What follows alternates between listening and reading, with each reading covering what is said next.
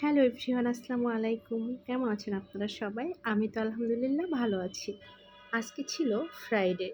তো আজকে আমার হাসব্যান্ডও বাসায় ছিল। আর যেহেতু বাসায় আছে, তো বাসায় থাকলে তো কিছু না কিছু রান্না করতে হবে। এটা আসলে মেয়ে মানুষের একটা টেনশন। হাসব্যান্ড বাসায় আছে, কি রান্না হবে আজকে? কি রান্না করব?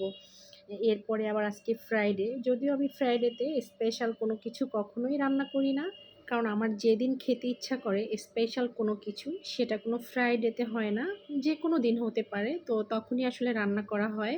তো আজকে আসলে নরমাল দিনগুলোর মতোই রান্না করব। মানে উম সাধারণ দিনগুলোতে যেভাবে রান্না করি প্রতিদিন, তো ঠিক ওইভাবেই রান্না করব। আর আজকে বাসায় যেটা রান্না হবে সেটা হচ্ছে লাউ দিয়ে চিংড়ি মাছ দিয়ে রান্না করব। আর সাথে হলো করল্লা ভাজি করব। করল্লা ভাজিটা অনেক বেশি পছন্দ করে আমার হাসব্যান্ড। তো আজকে করল্লা ভাজি করব আর লাউ দিয়ে চিংড়ি মাছ রান্না করব। আর একটা জিনিস রান্না করব, সেটা হলো সবার প্রিয়, সেটা হলো গরুর কলিজা। তো আজকে এই ৩ টা জিনিস রান্না করব আর আপনাদের সাথেও একটু, একটু শেয়ার করব। আর আজকে করলা ভাজিটা একটু ডিফারেন্টভাবে রান্না করব, সেটাই তোমাদের সাথে শেয়ার করব। আজকে হলো করলা ভাজির মধ্যে হলুদ দিয়ে রান্না করব, কারণ এটা আমি দেখেছিলাম আমার মাকে। মা হলুদ দিয়ে করলা ভাজি করে, তো বেশ ভালোই লাগে খেতে। আমি আসলে করলা ভাজির মধ্যে কখনো হলুদ ব্যবহার করি না, জাস্ট লবণ, তেল, পেঁয়াজ, মরিচ এটা দিয়েই ভাজি করে থাকি সবসময়।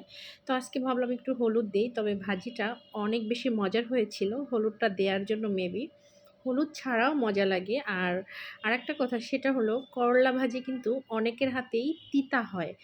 মানে করলা ভাজি করলে, করলা তো আসলে তিতাই, তারপরেও আম অনেকের হাতে আসলে তিতা হয় না। যেমন আমি যখন ভাজি করি করলা ভাজি, একটু তিতা লাগে না একদম। আমার মা তো অনেক বেশি পছন্দ করে। আমার মা যখন আমাদের বাসায় আসে, তখন আমার মা সবকিছু রান্না করলেও আমাকে বলে কি, করলা ভাজিটা তুই কর।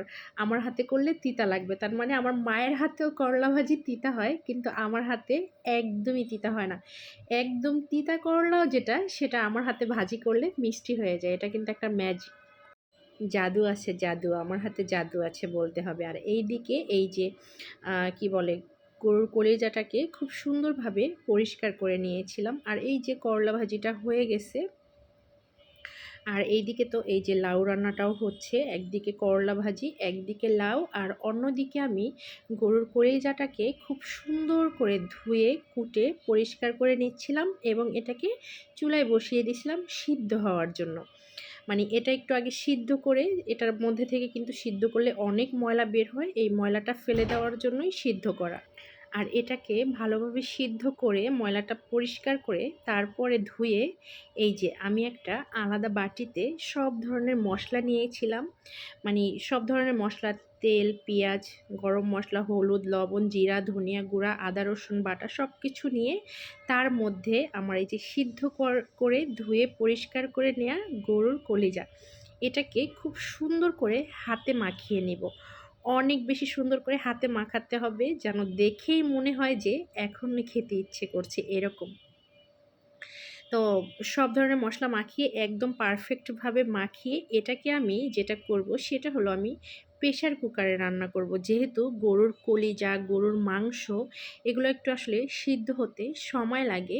তো সেক্ষেত্রে আমি যেটা করি সবসময়, আমি সবসময় গরুর মাংস বা গরুর কলিজা, কক মুরগি, এগুলো আমি সবসময় প্রেশার কুকারে রান্না করি, যাতে অল্প সময়ের মধ্যে হয়ে যায়।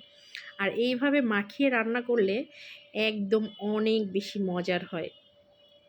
সেটা হোক প্রেশার কুকারে রান্না, আর সেটা হোক নর্মাল কোনো পাত্রে রান্না করা, যাই হোক। আর এই দিকে এই যে আমার লাউয়ের তরকারিটা হয়ে গেছে, আর এই দিকে আমি ভাত বসিয়ে দিই এক চুলায়। আর এই যে আমার হাজবেন্ড নামাজ পড়তে যাবে, বাট আমার মেয়েটা এত বেশি কান্না করতেছিল, তো তাকে আজকে নামাজ পড়তে নিতেই হয়েছে। মানে নামাজ পড়তে নিয়ে গেছে আমার ছোট বাবুটাকে মসজিদে। মেয়ে মানুষ কি মসজিদে যায় বলেন তো?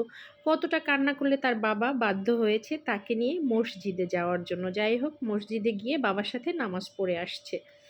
আর এই যে আমার রান্নার ফাইনাল লুক, গরুর কলিজা ভুনা, চিংড়ি মাছ দিয়ে লাউয়ের তরকারি, এখানে আছে বোম্বাই মরিচ। এটা যে কি মজা! এখানে আছে করলা ভাজি। আজকের করলা ভাজিটা অনেক বেশি মজা হয়েছিল।